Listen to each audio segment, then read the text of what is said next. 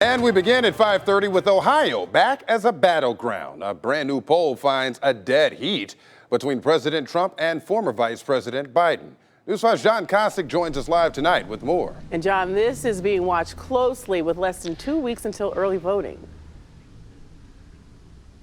Yeah, for Republicans, the state of Ohio has always been the firewall, right? No Republican has ever won the White House without winning the state, and we've correctly picked the winner over the last several elections dating back to 1960. The question is, 60 years later, what about 2020?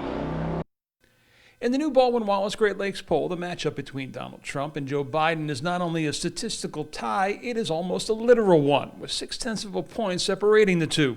Biden has a very big uphill hill to climb in order to win the state, but it looks like he's got, at least public opinion, moving in his direction related to the possibility of winning Ohio. The numbers look better for Biden when expanded to include the other battleground states of Pennsylvania, Michigan, and Wisconsin, all states President Trump carried in 2016. To be clear, polls are simply a snapshot of a given race at a given moment in time through the eyes of a given set of voters that aren't always reflective of the final outcome.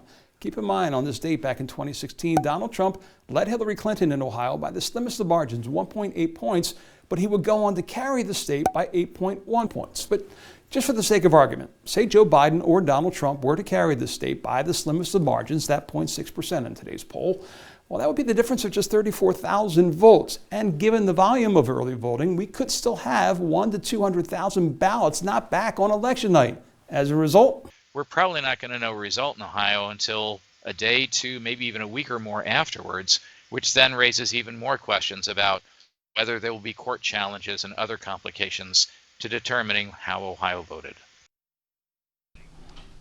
And remember, in Ohio, we're going to have results on election night and into Wednesday morning. But once we get past Wednesday, we get into a kind of radio silence, and they cannot release any more results for 3 weeks. So if we have a lot of outstanding ballots, we may not know what they are until basically Thanksgiving. Wow. And so, John, with the polls showing a close race right here in Ohio, are there any plans for Biden and his team to put out more of a focus on our state?